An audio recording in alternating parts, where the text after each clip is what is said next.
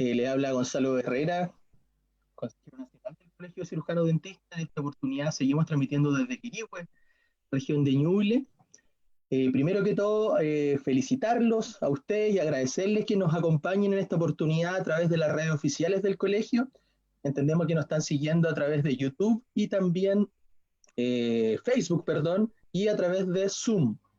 Así es, me corrige nuestro director de comunicaciones a través de Facebook y de Zoom.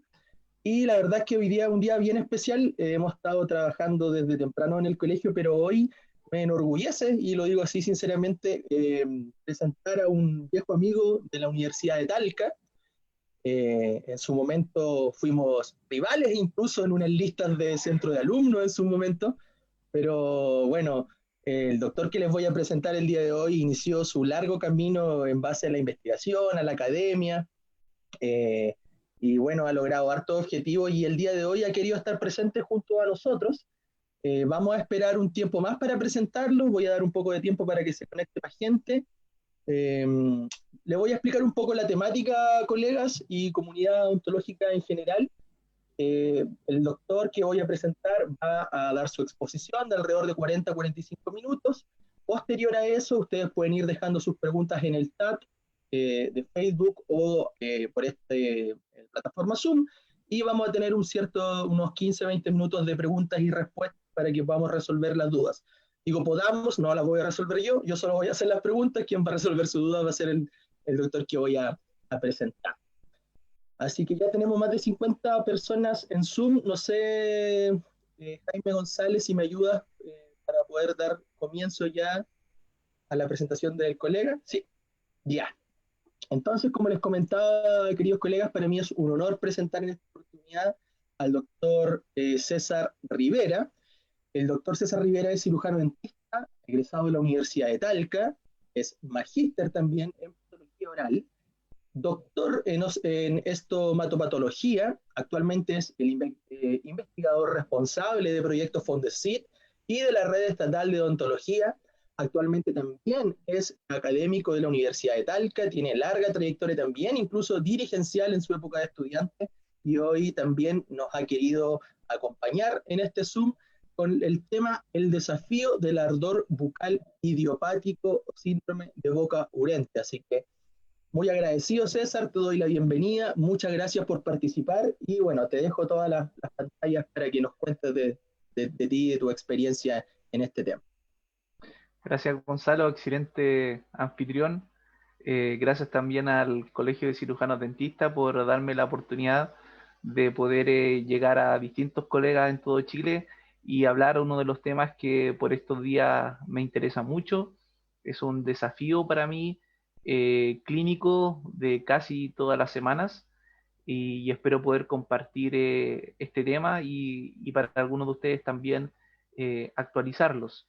La charla se trata del desafío del ardor bucal idiopático, porque muchas veces nosotros recibimos pacientes en la clínica que nos relatan que tienen una sensación de quemazón oral.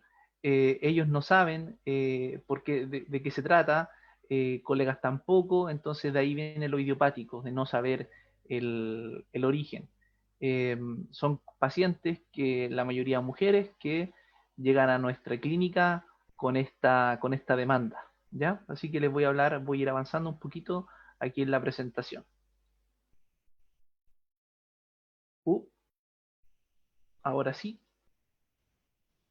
aquí va. Entonces, ¿por qué yo tengo interés en esta enfermedad en particular? Fue por este artículo que le estoy mostrando aquí en la diapositiva número 3. La columna de la izquierda están los diagnósticos más frecuentes que realiza nuestro servicio de patología y medicina oral que se encuentra en el Centro de Clínica Odontológica de la Universidad de Talca. Y ustedes pueden ver en las columnas que se encuentra un ranking, están los rangos etarios y al extremo ya de la derecha están las regiones de la boca que se ven afectadas por estas condiciones. Y ustedes pueden ver ahí que, bueno, el diagnóstico más frecuente en nuestro servicio especializado es el fibroma irritativo o el pseudofibroma irritativo con una aleación reactiva, ¿cierto? Un aumento de volumen. Y ahí miren, en primer lugar, fibromi irritativo. Segundo lugar, líquen plano. Tercer lugar, mucosele. Y el cuarto se encuentra el síndrome de boca urente. ¿Por qué mi interés en este síndrome? Es porque es un síndrome que es crónico, tiene una presentación de cierta recurrencia, con episodios que van y vienen, que se exacerban. No se sabe a ciencia cierta cuál es la causa o cuáles son las causas que lo producen, y el manejo también está un poco oscuro, no se sabe muy bien cómo enfrentarlo. Entonces, esto ya va haciendo un tópico interesante de investigación, y por cierto, si es un tópico interesante de investigación, también es un tópico interesante y desafiante clínico. ¿Y por qué es un desafío? Miren la siguiente diapositiva, la 5. Es un contexto clínico desafiante porque nosotros recibimos una mujer postmenopáusica que está repasando lo que ha sido su vida. eh, Generalmente ya están con su marido, con su pareja, en casa, los hijos ya se fueron o tienen nietos, y comienza a presentar este ardor bucal generalmente en la lengua o en las mejillas o labio inferior, y comienza a pensar, ¿por qué esto está ahí? ¿Qué es lo que me está pasando? ¿Será que se va a ir? ¿Se va a mantener? ¿Va a aumentar? Comienza a tener también algunas alteraciones físicas, como por ejemplo disgeusia, o sea, alteración de la percepción gustativa, un ardor lingual. Comienza a sentir cambios en la secreción salival, también le está costando dormir, se comienza a cansar. Estas mismas alteraciones físicas van un poco alterando el comportamiento, va a tener que empezar a alterar la forma que come, también va a sentir molestias cuando habla, va a sentir que los dientes, va a sentir cierta llamado a rozar los dientes con la lengua, se va a comenzar a irritar. Eh, esta persistencia de estas sensaciones le va a impedir que haga su trabajo con normalidad, y también va a empezar a afectar su sociabilización.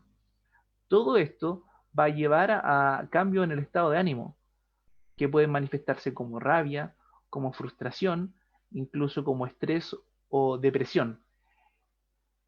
Esta paciente, generalmente y por lejos mujer, es la que comienza a caminar por diferentes consultas, y generalmente no es primero el cirujano dentista el que comienza a ver esto, sino que es el colega médico general quien evalúa esta condición.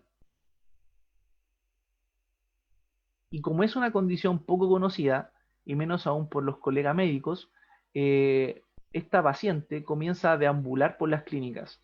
Yo he recibido pacientes que han estado deambulando por diferentes servicios médicos por más de 8 años. Imaginen esta situación, que aquí se grafica bastante bien en este impacto de la sensación quemante oral o urente oral, pensando en esta situación, teniendo una afectación física, comportamental, interrumpiendo situaciones de vida y afectando su estado de ánimo por un largo tiempo, hasta que llega al box odontológico, porque entiende de que puede ser el cirujano dentista quien resuelva esta situación. ¿Por qué no cae mucho primero donde el cirujano dentista? Porque el síndrome de boca urente, el paciente tiene sensaciones alteradas, pero morfológicamente él no percibe algún cambio. Y eso habla un poco también de esta condición. ¿Qué es el síndrome de boca urente y cómo se clasifica hoy? Aquí hay un artículo interesante que les comparto, que es un workshop de medicina oral, donde se hace una revisión sistemática sobre las definiciones y los criterios diagnósticos utilizados en ensayos clínicos que tratan de abordar el síndrome de boca urente. Y las observaciones que tiene esa revisión sistemática son un poco importantes cuando nos concentramos en la clínica. Esa revisión sistemática de ensayos clínicos dice que existen problemas en la definición del síndrome de boca urente, que hay una definición heterogénea, que los pacientes que son incluidos en esos estudios pueden presentar alguna condición subyacente que puede llevar a algún ardor bucal que no sería idiopático, sino que tendría una condición o una gatillante conocido. Entonces, el tener una definición heterogénea, por lo tanto, criterios para clasificar y entender lo que es un paciente con síndrome de ocurrente, junto con la indefinición, si es que los pacientes fueron o no filtrados de acuerdo a sus condiciones sistémicas o se exploró aquello, hace llevarnos a que la información, por lo menos hasta el año 2019, tiene que ser interpretada con cautela. Y es aquí en adelante, entonces, de esta diapositiva número 8, que hay que tener eso en mente. La cautela, porque la información es bastante heterogénea. Pero ellos recomiendan una definición de Bucurente, y esta es la definición de Bucurente que yo les comparto. Es una definición reciente que dice que el síndrome de Bucurente es un dolor oral que persiste por más de 2 horas y por más de 3 meses. Este dolor oral es un ardor que generalmente es bilateral y más común en la punta de la lengua. Y la intensidad de ese dolor fluctúa durante el día. Generalmente durante la mañana es un poquito más débil y se va exacerbando a medida que va pasando el día. Es percibido superficialmente en la mucosa oral y morfológicamente, al examen clínico, el síndrome de Bucurente se ve, la mucosa oral se ve normal, las estructuras orales se ven normales, pese a que muchas veces el paciente comienza a sensibilizarse y a sentir que las estructuras orales normales son patológicas cuando no lo son. Por ejemplo, las papilas linguales, las arrugas palatinas, incluso superficies dentarias que normalmente no causarían un disconfort, comienzan a causarlo. Además, en esta definición que habla de este síndrome de Bucurente, estas características no son mejor explicadas por otro diagnóstico, como por ejemplo un ardor bucal asociado a una infección o sobreinfección por cándida, una candidiasis. ¿Cómo se clasifica? Se clasifica de 2 formas. Antiguamente, y voy a hacer un comentario un poquito más histórico, pero antiguamente se decía que el síndrome de Bucurente era clasificado como primario y síndrome de Bucurente secundario. Primario cuando era idiopático y secundario cuando estaba asociado a alguna otra condición. Hoy día esa clasificación se ha dejado de lado y actualmente se habla de un síndrome de Bucurente periférico y un síndrome de Bucurente de tipo central. El síndrome de Bucurente de tipo periférico, y es el que eventualmente nosotros como cirujanos dentistas vamos a enfrentar más, correspondería a una neuropatía subclínica o neuropatías de fibras pequeñas. Y el síndrome de Bucurente central tendría que ver con un bajo tono en la dopamina central, que se asociaría con una prevalencia de comorbilidades psiquiátricas, afecciones del estado del ánimo.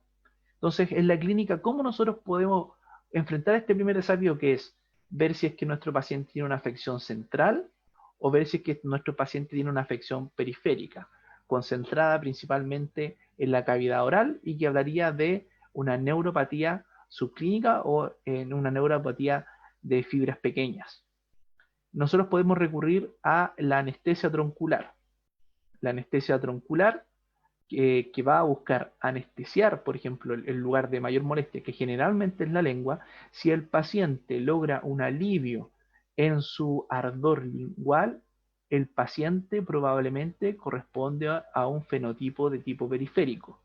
Si pese a que ustedes anestesian el nervio lingual y el paciente no cesa su molestia, de hecho percibe efectivamente dónde está ese disconfort, ese paciente probablemente corresponde más a un tipo central. Y el manejo del síndrome Bucurente de tipo central empieza un poco a escapar del odontólogo y empieza a ir también a otro tipo de profesionales médicos. En cambio, cuando El síndrome tiene una característica más bien periférica que se concentra en la cavidad oral, nos permite como cirujanos dentistas enfrentarlo un poco mejor. Para este abordaje yo me estoy acompañando de los colegas que son especialistas en trastornos temporomandibulares y dolor orofacial. Muchas veces se decía que el síndrome de Okurente era un dolor de origen psicógeno, una manifestación oral de una condición psicógena. Hoy día se abandona esa idea. ¿Y por qué se abandona? Porque la evidencia muestra de que al menos a nivel periférico es presente observar un daño de tipo orgánico. Por lo tanto, si hay un daño de tipo orgánico, nosotros preferimos una definición que es un dolor de tipo neuropático por sobre una condición psicógena que está manifestando un dolor oral. Y en esta diapositiva pueden ver arriba, hay 3 fotografías que muestran a un paciente control sano, una biopsia de la superficie de la lengua, y abajo un paciente con síndrome de Okurente. A la izquierda ustedes van a ver que hay una tinción por inmunofluorescencia, se está revelando ahí en rojo para beta tubulina que tiñe el citoesqueleto de los axones, de las neuronas que están ahí inervando. En el centro está en tinción verde fosforescente para las células de Schwann o los schwannocitos, que son las células que promueven la mielinización, que otorgan las vainas de mielina de estas fibras periféricas. Y la tercera fila muestra una superposición.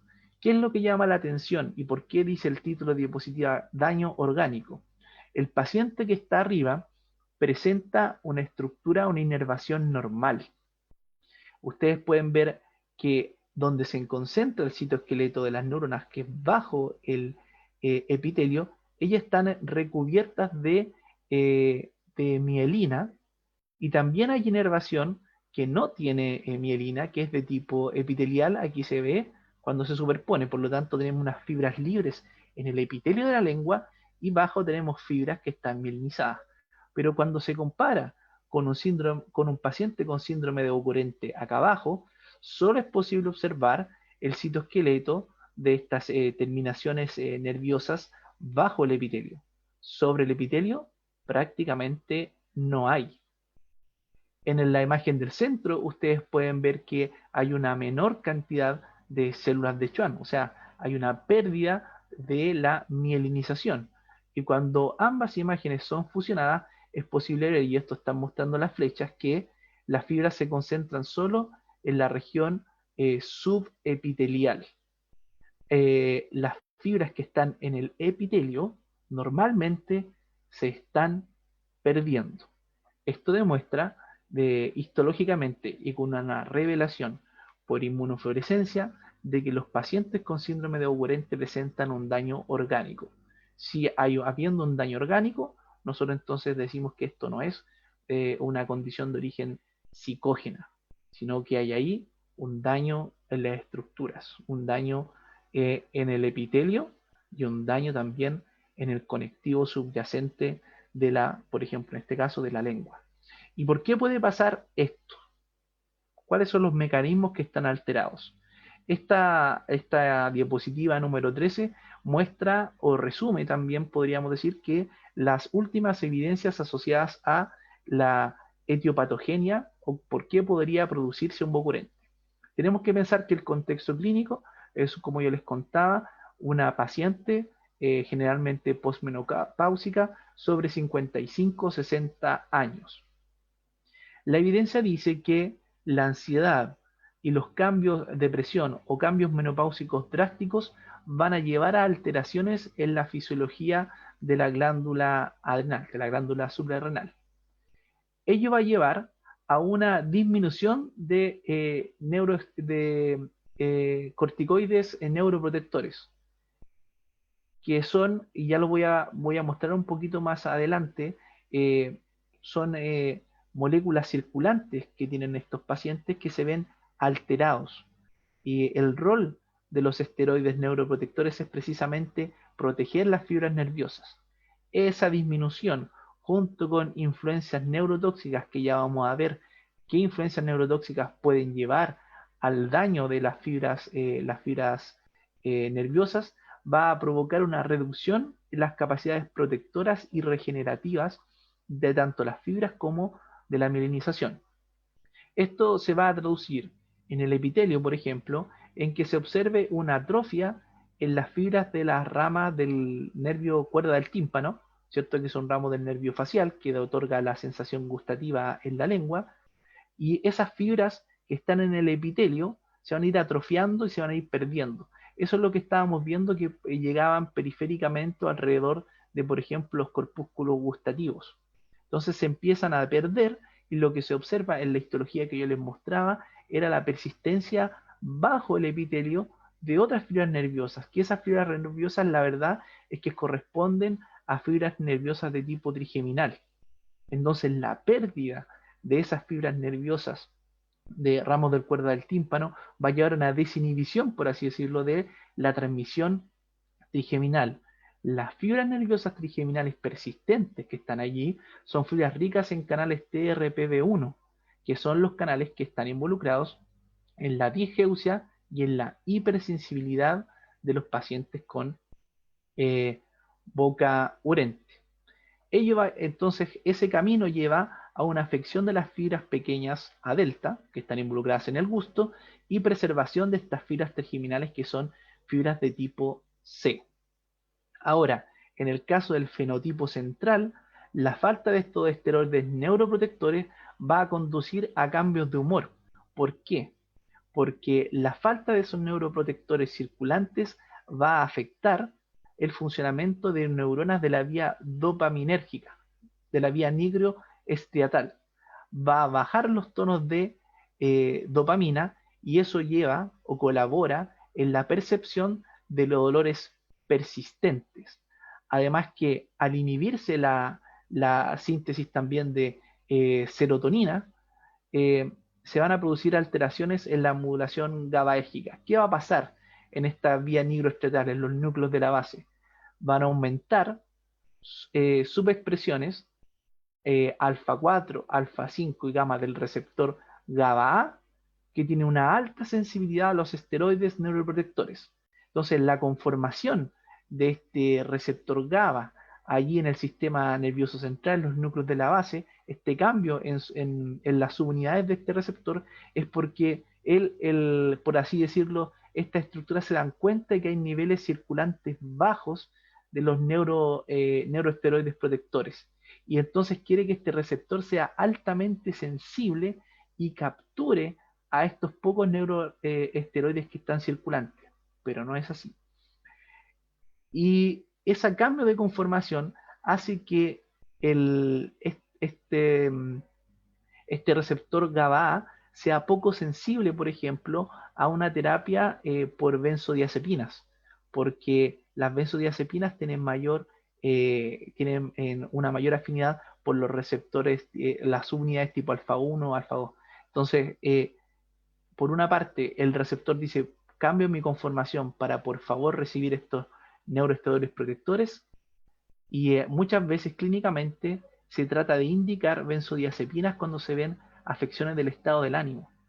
Y esto no va a tener una buena afinidad por los receptores GABA porque cambió su conformación. Por lo tanto, el tratamiento con benzodiazepina, si de un punto de vista sistémico para el boca urente, no va a andar bien.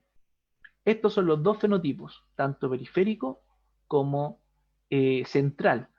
Y de un punto de vista central, este libro muestra que hay tres genes que codifican para sus respectivas proteínas, que están asociados tanto a dopamina como a serotonina, que cambios en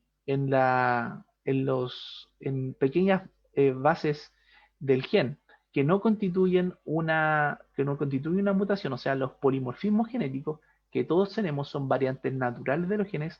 Algunos cambios en esos genes hacen que el paciente sea susceptible a una disfunción de estas proteínas. Por lo tanto, de un punto de vista general, una alteración en estas proteínas involucradas en lo que yo ya les contaba es hereditaria. de padres a hijos, y estos polimorfismos hacen que el paciente de una forma sea más susceptible a una malfunción en dopamina y en serotonina. Son polimorfismos genéticos, unas pequeñas alteraciones en base de los genes, bases nitrogenadas, pero que no constituyen mutaciones. Y de un punto de vista periférico, quizás es lo que más nos interesa a nosotros, tiene que ver con que aquí en la diapositiva 15 se observa que hay algunas conocidas para nosotros, como por ejemplo la progesterona. Si usted se fija, la progesterona es un módulo precursor de neuroesteroides protectores de fibras nerviosas. Aquí, por ejemplo, el módulo inicial para estos neuroesteroides protectores es el colesterol. Aquí tenemos la pregnenolona, la progesterona, la DHEA y otras más, que todas ellas circulantes llevan a la protección de estructuras nerviosas. ¿Dónde se producen ellas? En las glándulas suprarrenales, en las gónadas, en el cerebro. ¿Y cómo actúan? Por ejemplo, los schwannocitos a nivel periférico, que son los que dan permiten la mielinización, la vaina de mielina, para lo que sería en el centro el axón de una neurona, tienen receptores para estos esteroides. Y los oligodendrocitos a nivel central, sistema nervioso central me refiero, también tienen receptores para estos neuroesteroides que tienen como módulos iniciales algunas hormonas conocidas como hormonas sexuales por nosotros. ¿Ya? Ellos pueden recibir y también pueden secretar. Ahora, si de un punto de vista de recibir o secretar en baja cantidad, ambos dos procesos pueden afectar la mielinización y afectar también el funcionamiento de este receptor, como yo les contaba, GABA. Es muy interesante decir que en la lengua, las fibras nerviosas linguales poseen este receptor GABA, y durante el síndrome de Occurrente, en el fenotipo periférico, no se produce una alteración en las subunidades. Eso es importante para entender por qué hay un tipo de terapia que sirve para el Occurrente y por qué otro tipo de terapia no sirve. ¿Qué perturbaciones, como yo les contaba, neurotóxicas pueden llevar junto con una baja de neuroesteroides a ir a afectar las estructuras nerviosas centrales y periféricas? Hay varios conocidos acá, y por ejemplo, síndrome de Sjögren, vasculitis, sarcoidosis, hepatitis y más relevante, cuestiones que tienen que ver con la nutrición del paciente, por ejemplo, deficiencias vitamínicas como deficiencias en la vitamina B12, también la diabetes mellitus, que es conocida como, como un agente que afecta la inervación periférica, también funcionamiento deficiente de la tiroides o hiperlipidemia. También todas esas condiciones pueden afectar fibras nerviosas periféricas. Y también el consumo de muchos fármacos, también el consumo de alcohol. O sea, hay un conjunto de elementos que pueden ir a dañar las fibras nerviosas, pero ese daño es un poco contrarrestado con los neuroesteroides protectores. Ahora, una mujer posmenopáusica ve disminuida la producción de hormonas sexuales, por lo tanto ve disminuidos sus niveles circulantes de neuroesteroides. Aquí les muestro yo la medición de un neuroesteroide que es la DHEA, y se puede ver acá una comparación entre el síndrome de Occurrente y el grupo control. Durante la mañana, la DHEA es mayor en el grupo control. Justamente los pacientes con Occurrente dicen que durante la mañana ellos tienen menos dolor. Esta DHEA fue medida en la saliva, por eso la traigo aquí. Y durante la noche, la DHEA es menor en el grupo de síndrome de Occurrente y mayor en el grupo control, lo que está relacionado un poco con cómo cursa el síndrome durante el día. Y esta tabla de aquí, que no es un artículo que tiene que ver con síndrome Occurrente, pero ayuda para ir construyendo probablemente por qué se produce y cómo lo podríamos prevenir. Muestra, yo le estoy encerrando en dos cuadros algunos neuroesteroides protectores. Este artículo muestra cómo cambian estos neuroesteroides protectores durante la fase lútea y folicular de un ciclo menstrual, o sea, mujeres fértiles, cómo cambian esos niveles cuando una persona consume anticonceptivos orales, comparados también con mujeres posmenopáusicas, que es la última columna, la cuarta columna. Lo interesante es que durante el ciclo ovárico normal, estos neuroesteroides protectores se mantienen elevados, pero en los anticonceptivos orales eh, llevan a un estado similar, incluso algunos de ellos no tienen diferencias estadísticamente significativas entre el estado de anticoncepción oral y el estado de posmenopausia. Piensen ustedes que si los anticonceptivos orales consumidos por las mujeres mantienen este bajo nivel de neuroesteroides protectores por mucho tiempo, probablemente ellos podrían ser responsables de que hoy día y cada vez con más frecuencia en la clínica nosotros estemos viendo el síndrome de Okurente, porque en el fondo está manteniendo por un tiempo más prolongado algunas de las características observables durante la posmenopausia, que es la condición clínica que se acompaña más relevantemente en un paciente con Bocurente. Por eso es muy difícil verlo en hombres. Generalmente los reportes van en que el síndrome de Bocurente se presenta 7 veces más en mujeres que en hombres. Y hay reportes que indican que esta diferencia aún es mayor. Esto es especulativo.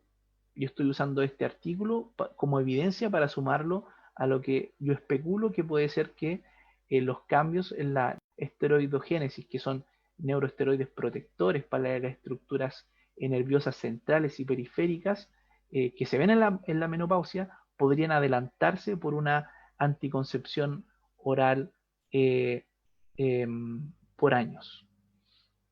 Y lo dice aquí este artículo del año 2017 publicado en la revista Cefalalgia, dice que inicialmente los cambios neuropáticos observados en el Bocurente podrían ser reversibles. ¿Y cómo podrían ser reversibles esos cambios?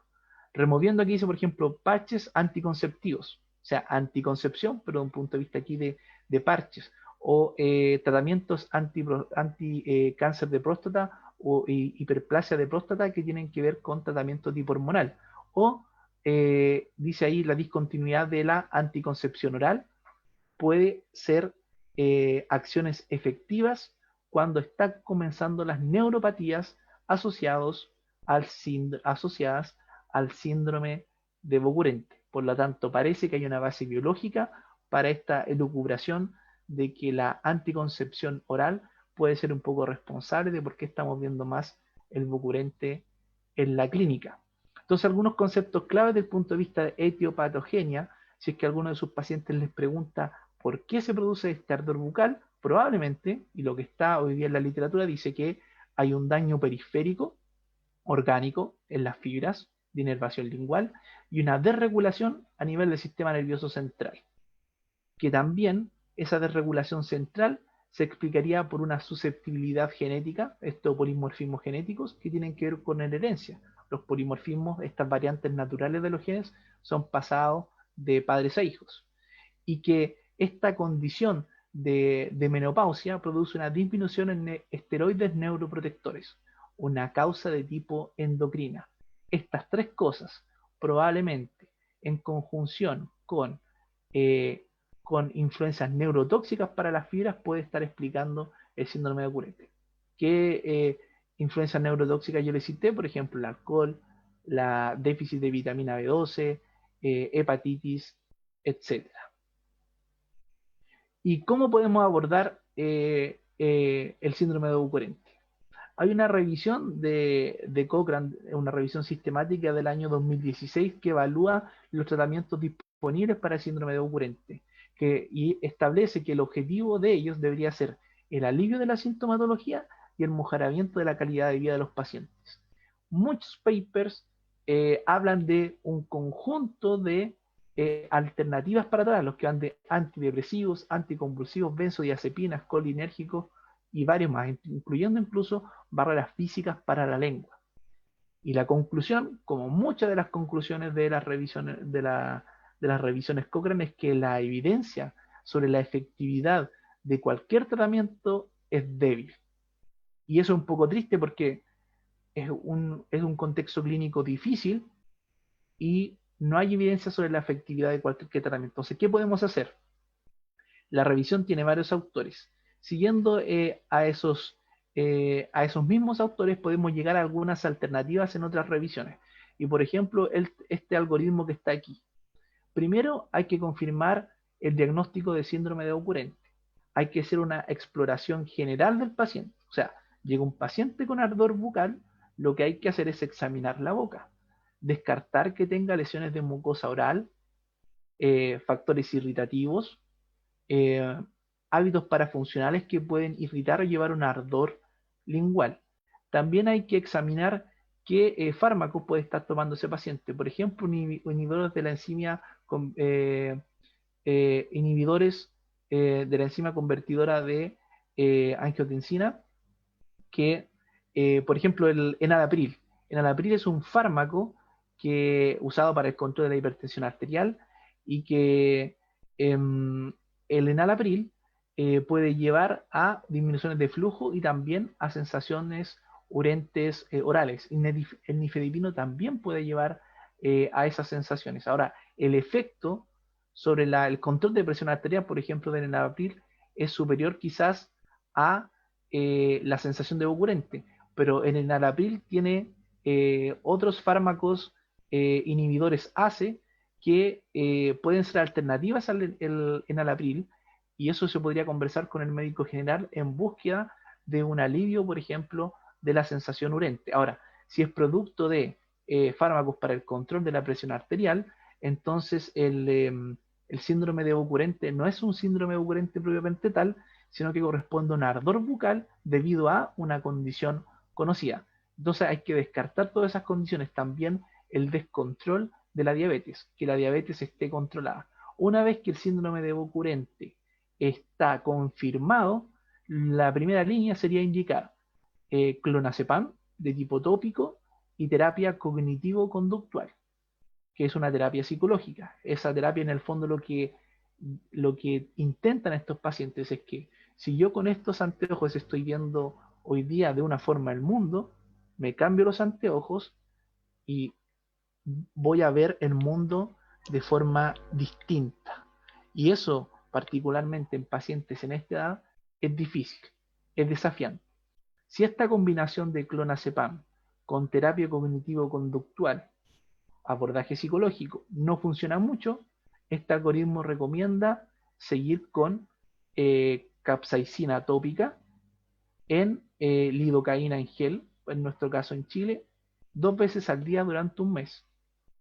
En cambio, si eso no mejora mucho y nosotros estamos pensando en que hay un componente de tipo central, un síndrome ocurrente más bien central, lo que había que indicar es gabapentina, amitriptilina o clonazepam.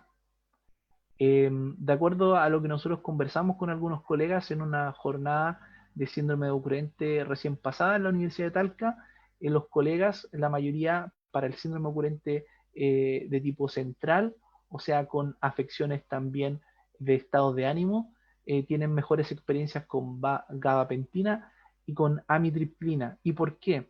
Porque el receptor tipo GABA que yo les contaba, ese cambio conformacional, esperando de poder recibir esteroides neuroprotectores, hace de que ese cambio conformacional él no sea tan afín por benzodiazepinas. El clonazepam es una benzodiazepina.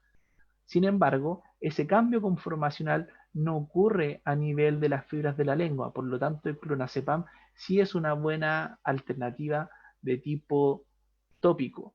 El colega Luciano de Castro de Brasil, que estuvo con nosotros, nos recomendaba el clonazepam en una dosis de 0,5 miligramos por ml, enjuagues 2 o 3 veces al día durante un mes y evaluar a los pacientes. Eh, Uno de los autores de la revisión Cochrane, que decía que no hay evidencia suficiente para recomendar un tratamiento u otro, también es autor de una revisión contemporánea y sí se la juega por algunas alternativas. Primero, que parece ser beneficiosa, la terapia cognitivo-conductual. Y tiene riesgos y beneficios las benzodiazepinas, o sea, el clonazepam, que es el que yo le he contado en esta presentación. El clonazepam en una dosis de 0,5 miligramos en la mañana, pero el paciente no lo tiene que tomar, no lo tiene que tragar. El paciente lo que tiene que hacer es tomar el clonazepam, disolverlo en la boca durante 3 minutos, disolverlo hasta que la pastilla se haga ciertos pequeños gránulos, que se disuelva en la saliva, y luego escupir esa saliva, ese exceso de saliva, y este procedimiento repetirlo unas 3 veces al día. Lo ideal es que no supere la dosis de 2 miligramos. Entonces, se ha mostrado que el clonazepam reduce el dolor en comparación con el placebo, del orden del 30 al 70% según los diferentes estudios. Pero su uso tópico. El clonazepam tiene efectos adversos si se traga, porque causa dependencia, somnolencia. Por lo tanto, lo que hay que indicarle al paciente es que escupa el exceso de saliva y con el fin de que no trague el clonazepam en una alta dosis que le provoque efectos adversos. Y otras alternativas que tienen evidencias desconocidas, efectividades desconocidas, es el ácido alfa-lipoico, algunos antidepresivos, etc. El clonazepam entonces tiene un buen efecto local en la lengua porque esas fibras tienen este receptor de tipo GABA-A, por lo tanto, ese receptor es un target para la benzodiazepina y lo que hace es modular esta sensación dolorosa, inhibir la sensibilidad de las fibras nerviosas. Es un agonista del receptor GABA. Entonces, ¿qué puntos claves me gustaría poder conversar y compartir con ustedes? Es que los pacientes con bucurente vienen con una carga de estar transitando por muchas consultas, tanto médicas y a veces dentales. Entonces, cuando ustedes tengan la sospecha o pueden planificar la atención, darle un tiempo más que suficiente para una atención en la cual ustedes van a conversar mucho. 1 hora estaría bastante bien para atender a ese paciente. Ustedes deberían mostrar una buena disposición y empatía, porque el paciente muchas veces se acompaña con ciertas afecciones psicológicas, también con una carga emocional importante, porque siente muchas cosas, pero no ve ninguna alteración. Y los profesionales que las han examinado no encuentran alteraciones. Entonces es un poco decir, usted no tiene nada o no se ve nada. Sin embargo, las pacientes sienten muchas cosas. También probablemente les pueden contar qué piensan ellas que ha gatillado esta situación, y a veces son situaciones bastante tristes que han sufrido durante su vida. Hay que hacer una buena exploración local y sistémica, tanto para descartar otras condiciones que pueden provocar el ardor, como puede ser una infección por hongos, por ejemplo, un problema con una prótesis, y también que se controlen las enfermedades sistémicas. Hay que pedir exámenes complementarios, de todo, incluyendo vitaminas. Eh, para el síndrome de ocurrente, la alternativa hoy día es tipo farmacológica, la primera línea el clonazepam tópico, y usted al indicar el clonazepam puede ser de que a alguien en la farmacia le llame la atención de que un dentista está recetando una benzodiazepina. Y aparte de eso, que eso no debería llamar mucho la atención, pero a veces llama. Pero aparte de eso, que lo está indicando para que se use tópicamente y luego se escupa. Por lo tanto, tienen que dar ustedes la confianza y la seguridad al paciente de que esa es la terapia y ese es el tratamiento de primera línea, de primera elección. Hay otras alternativas, pero esta es la primera línea, clonazepam tópico y terapia cognitivo-conductual. Va a tener que ir al psicólogo. y ustedes están enviando un paciente, un dentista está enviando un paciente a un psicólogo. Entonces, ojalá que tengan un buen colega y ojalá que haya terapia cognitivo-conductual y que esté dispuesto, ¿cierto? Debería estarlo, a recibir a un colega y por indicación de un cirujano dentista. Y también explorar si ustedes al pedir los exámenes y pedir el nivel de estradiol, de progesterona, de DHEA, ustedes identifican de que hay niveles alterados y que eso puede estar gatillando esta sensación urente, probablemente tienen que derivar a un ginecólogo para que haga o los ayude con una terapia de reemplazo hormonal. Entonces, es de nuevo un cirujano dentista que está enviando a una paciente al psicólogo. Hay que indicar el tratamiento y si en caso de dudas o mayor información, que los pueda llamar por teléfono, porque es un diagnóstico bastante conocido. Al paciente hay que pedirle, a la paciente hay que pedirle paciencia. Y eso a veces es un poco difícil, porque a veces han pasado años de estas pacientes circulando por diferentes profesionales que no le han dado con un diagnóstico. Entonces yo trato de transmitirle a ellas lo primero, es que me den una oportunidad de poder abordar este diagnóstico. Yo les digo, aquí este es nuestro tiempo cero. Le estoy entregando el diagnóstico. Vamos a empezar a ver de qué forma podemos ir ajustando las opciones terapéuticas, podemos irnos comunicando con un psicólogo, eventualmente incluso con un psiquiatra, con un ginecólogo, para ir diseñando la mejor estrategia para mejorar su calidad de vida. Algunos pacientes presentan disminución de flujo salival, por lo tanto hay que indicar saliva artificial, ya sea la saliva artificial por recetario magistral o también la saliva artificial casera que se echa con mucilágenos. Entonces hay varias cosas que hacer, pero lo importante es que los pacientes, nuestros receptores de nuestras terapias vayan teniendo paciencia y nos vayan teniendo una oportunidad. Habitualmente para este diagnóstico eso es difícil y es desafiante. La adhesión al tratamiento de los pacientes no es muy buena, eh, pese a que cuando ustedes le entregan un diagnóstico, ya le están dando cierta certeza que a lo mejor años antes no tenían. Entonces esa certeza diagnóstica es el primer paso para lo que sigue. Pero aún así a veces la adhesión es difícil. Así que eso es lo que tenía yo para compartirles. Eh, es una condición desafiante recibir a una paciente con un ardor que muchas veces dicen que es como quemarse la boca con una taza de té y mantener esa sensación todo el día por meses o años y ustedes al mirar no encontrar nada y que otros colegas no hayan encontrado nada. Lo importante es ya ir pensando que podría ser este diagnóstico. Yo hoy día, justamente en la mañana, atendí a una paciente con esta condición. Yo les conté que iba a hacer una charla para nuestro colegio de cirujanos dentistas y si ella tenía algo que transmitirles a ustedes. Y ella me dijo que yo les transmitiría que esto es una condición que me da mucho miedo, mucha incomodidad y que nadie más que la persona que lo tiene sabe lo que se siente. Eso Gonzalo.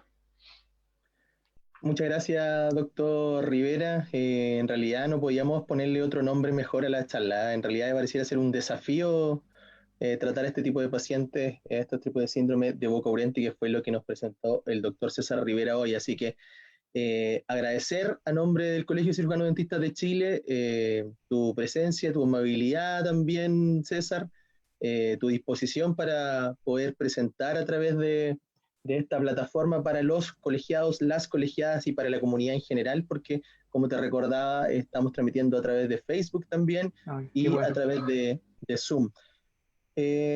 Doctor Rivera, llegaron algunas consultas. Ya. Me las han ido copiando aquí también. Por ejemplo, la doctora Carla Cravero dice si conoces alguna prevalencia en pacientes chilenos, si hay algún estudio relacionado con la prevalencia de boca urente. Yo no conozco un estudio de prevalencia, no sé si existe, pero a lo menos yo no tengo conocimiento, solo sé que en nuestro servicio es el de ranking, digamos, es el top 4. Y lo que también podría decir, que no es un estudio, pero en mi clínica donde yo ejerzo la medicina oral, se pelea el primer lugar entre síndrome de Occurrente con, las lesiones de tipo reactiva. Y en tercer lugar, mediadas inmunológicamente como el pénfigo, el pénfigo de en plano. Son de las cosas que más me toca ver, y también muchos colegas, porque yo tengo un interés en esto, empiezan a derivar y han llegado pacientes, pero la verdad no sé cuánta gente hay, pero si es que mi sospecha fuese cierta, que la anticoncepción oral puede ser un agente promovedor de esto, deberíamos comenzar a verlo mucho más en la clínica. Ahora, en el mundo se dice que de los pacientes que consultan las clínicas odontológicas, las prevalencias irían entre el 1 y algo y el 3%. Ahora, en servicios odontológicos especializados, como sería uno de medicina oral, probablemente se ve más, pero la verdad es que no tengo el dato en población chilena. Solo sé que todos los meses alguien está consultando por esta condición. Sería también un buen desafío, quizás, a ti que te has dedicado gran parte de tu vida a la investigación. Sí, a mí me gustaría poder iniciar un tipo de atención especializada, una clínica un poquito más de tratamiento avanzado en la misma Universidad de Talca, donde poder recibir a los pacientes que tengan ardor bucal constante, ¿cierto? Idiopático, y poder explorar las características sistémicas de estas personas y poder ir intentando terapias, porque este año, o sea, el año 2019 ya se estableció que el diagnóstico hay que ponerse de acuerdo con el diagnóstico. O sea, estamos en esa fase. El colega Luciano de Castro, que compartió con nosotros hace poco en la Universidad de Brasil, ahí él fue invitado a establecer un consenso diagnóstico. O sea, estamos en eso ahora. O sea, si no hay un consenso eh, para el diagnóstico, bien difícil es que tengamos un solo tratamiento. Mm.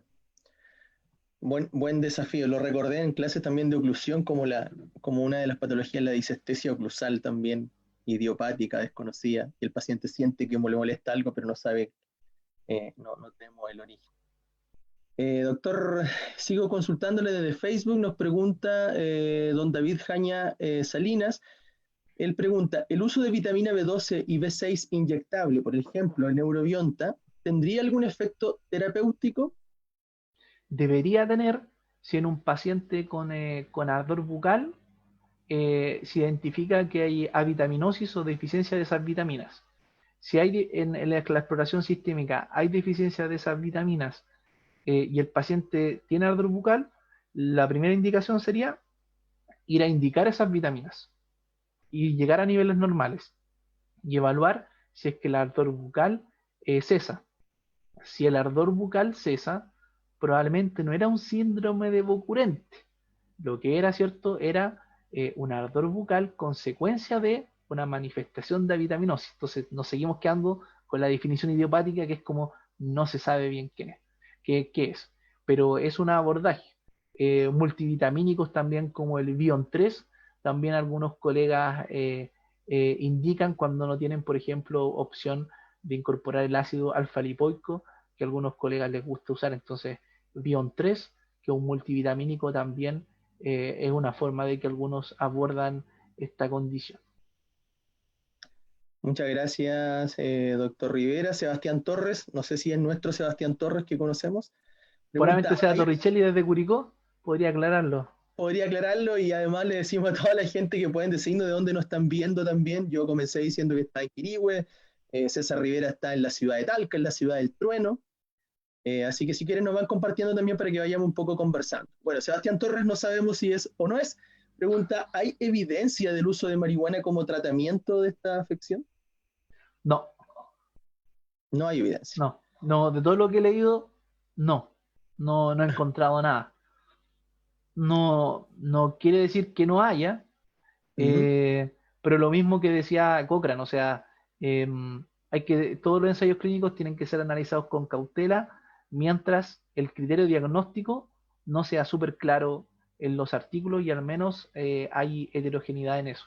pero no he visto nada de marihuana. Ahora, hay que pensar de que eh, si la condición que la que más vemos es periférica probablemente, eh, es poco racional indicar una terapia sistémica para una condición que se está manifestando desde el punto de vista local.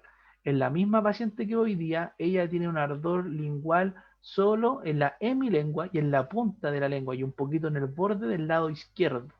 Ya me contaba de que no había acudido nuevamente al control por uno porque por la cuestión de la pandemia que está patente, y lo otro es porque ella había sentido mucho alivio después de el bloqueo anestésico.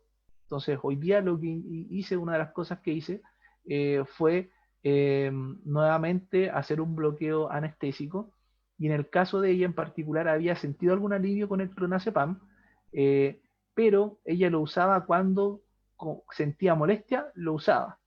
Y luego que bajaba, lo dejaba de usar. Entonces yo ahora mejoré la indicación diciéndole que tiene que usarlo permanentemente para que podamos ver un efecto. Ahora, de marihuana no he leído nada.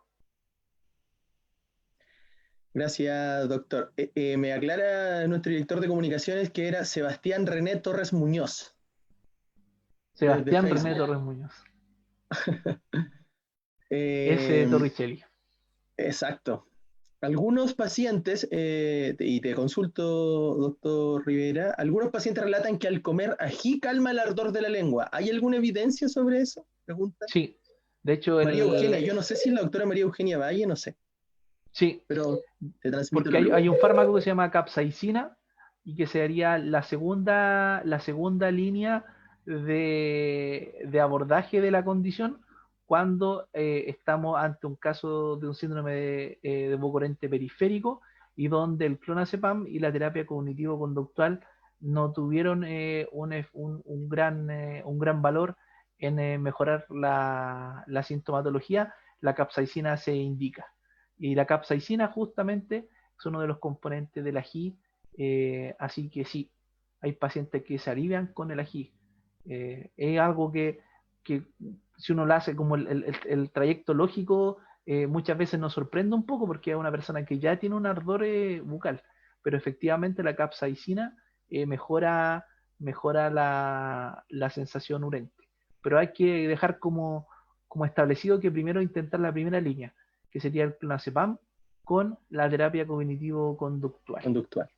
Y después seguir con capsaicina y lidocaína en una mezcla. Aquí hay que hablar también con los colegas de farmacia, químico farmacéutico, porque eh, hay que tratar de hacer algunos preparados, por ejemplo, tratar de combinar la capsaicina con la lidocaína. Mm. Bueno, la doctora era la doctora María Eugenia Zambrano de Temuco, ¿ah? Así que hay gente de Temuco viéndonos, también de Curicó, asumo, y Vane Garrido dice que nos ve y nos escucha desde Cauquenes. Sí, es nuestra querida Vane Garrido, egresada de la Universidad de Talca, también un cariñoso saludo para ella. Muchas gracias, doctor, dice, y excelente presentación. Eso claramente es felicitándote, César. Gracias. Sigo con las preguntas, César. Desde el punto de vista clínico, ¿existen terapias naturales de aplicación tópica que hayan demostrado su utilidad? Reitero la pregunta porque no le di la buena entonación. Desde el punto de vista clínico, entonces, ¿existen terapias naturales de aplicación tópica que hayan demostrado su utilidad? Por ejemplo, y específicamente de consulta a Mauricio, el uso de la manzanilla. No he leído nada ni de manzanilla, ni de matico y otras hierbas. Ahora hay que asumir de que esas hierbas generalmente se indican para la regeneración epitelial, y aquí estamos hablando de una degradación o degeneración de fibras nerviosas, y todavía hay una indemnidad o una leve atrofia epitelial. No he leído, lo que sí, como una terapia de la medicina complementaria, la acupuntura.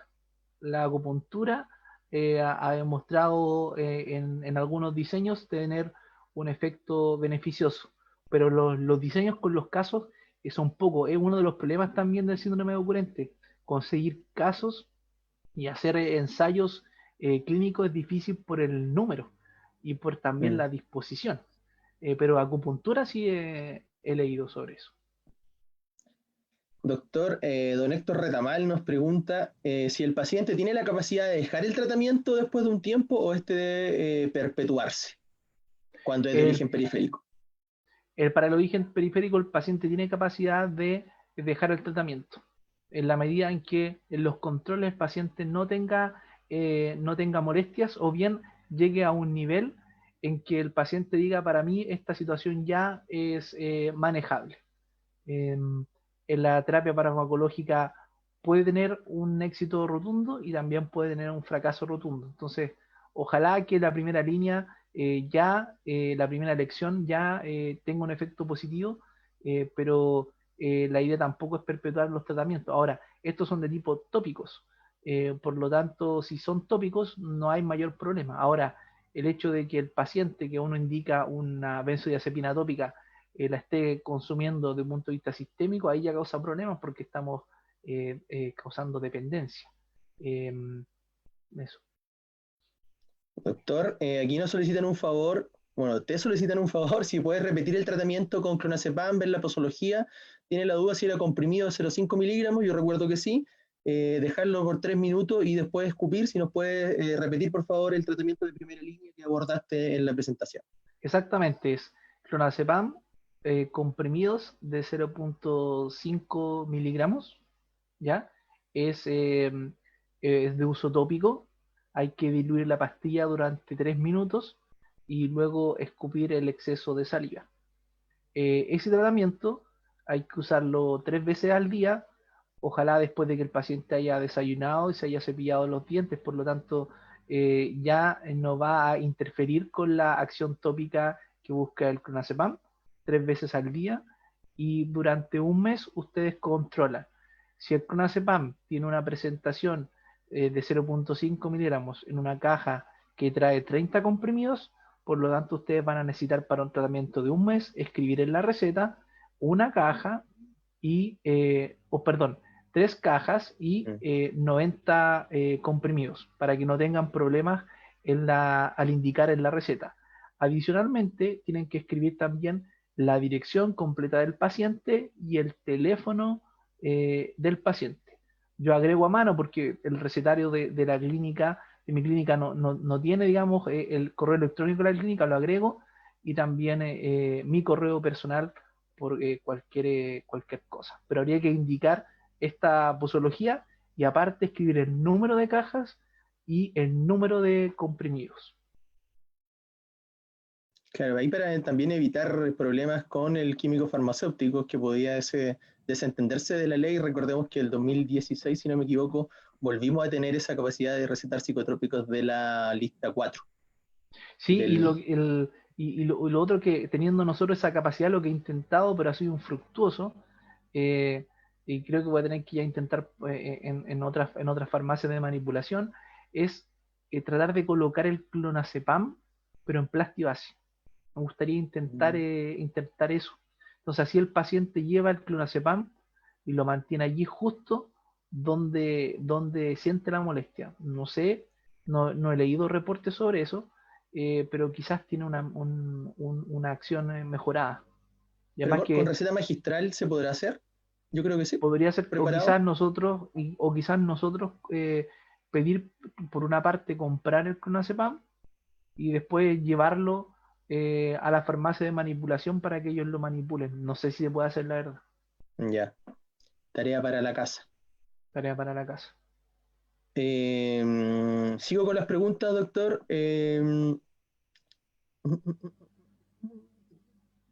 Me perdí un poco donde te hice la pregunta yo. Bueno, te felicitan también, pues Vane Garrido nos envía saludos, también felicitaciones. María Eugenia nos dice, excelente la presentación, muy completa y muy actualizada. Y a la vez hace una consulta. ¿La anestesia que se aplica es con técnica de SPICS? ¿Consulta? Así es. La ¿Era técnica con? a la língula mandibular.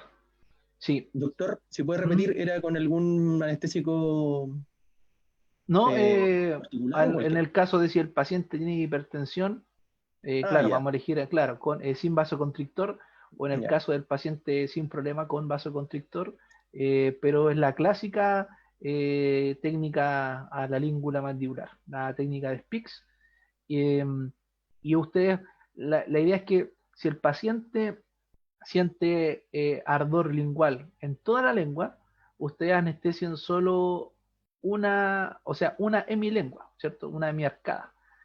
Busquen la anestesia y ahí van a poder preguntarle al paciente derechamente si siente un alivio en el lado que ustedes anestesiaron. De Entonces ustedes control. busquen, claro, ¿dónde usted preguntarle? Anestesian y esperan. Yo generalmente anestesio, después sigo preguntando cosas, y vamos a esperar un ratito. Y luego le pregunto, ¿qué siente usted ahora? No estar dirigiendo tanto la pregunta a ¿aquí se durmió? Sino que ¿qué siente usted ahora? Y ahí el paciente comienza a relatar. Parece que, mire, este lado de acá no siento nada, como que ya no tengo, y este otro sí. Entonces, periférico, periférico. Mm.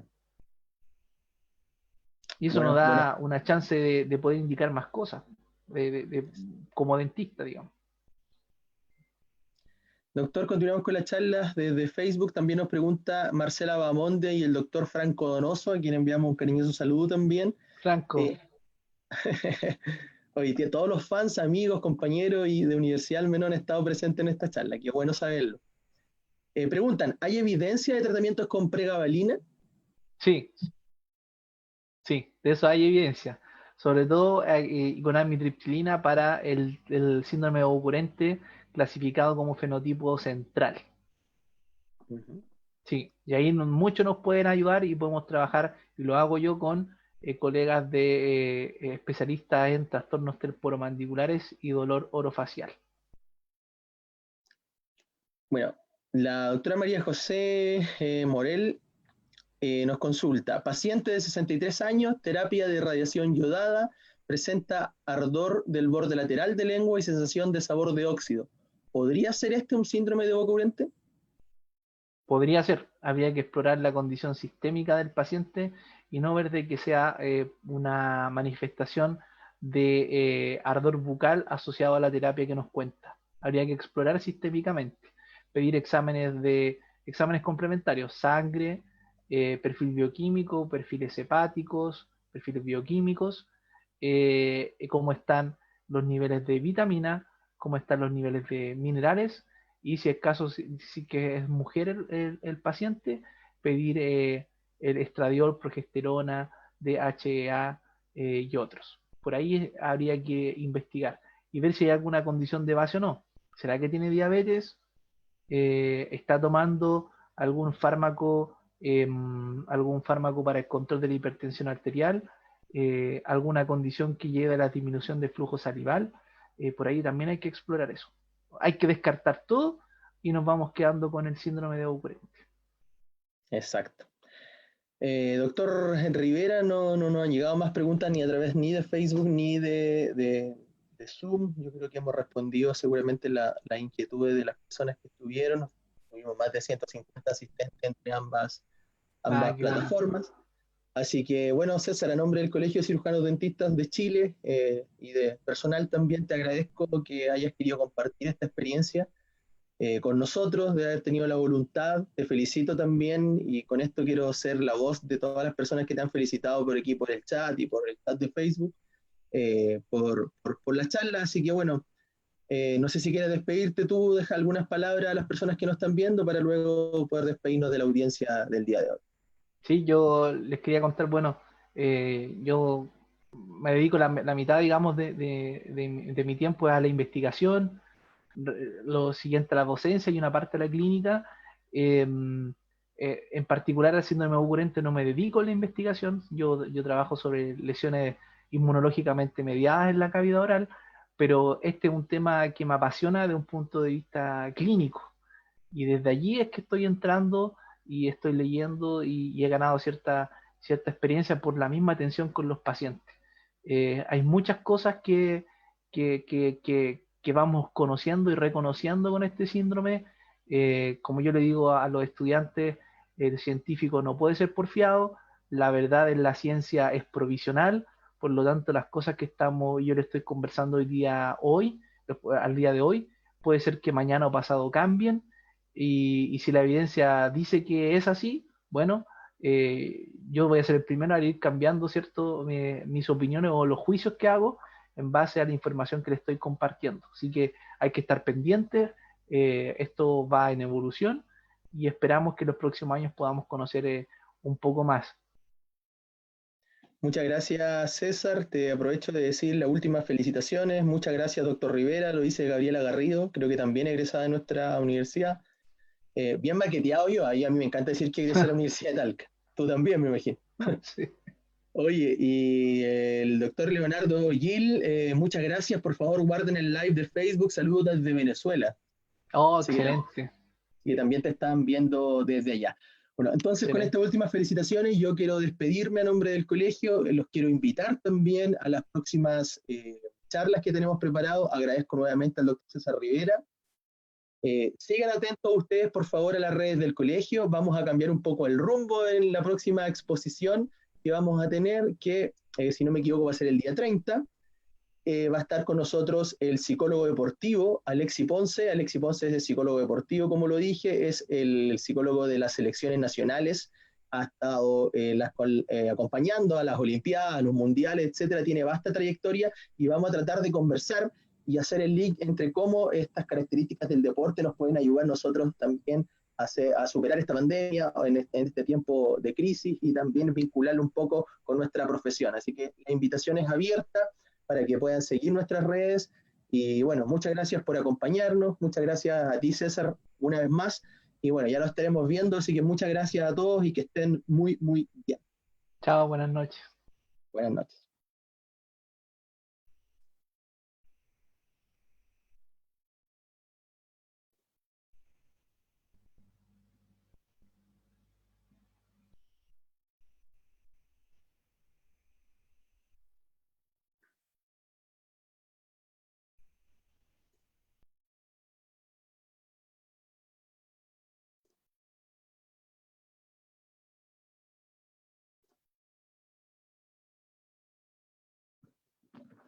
Espérame, César. Quiero ver si dejamos de transmitir.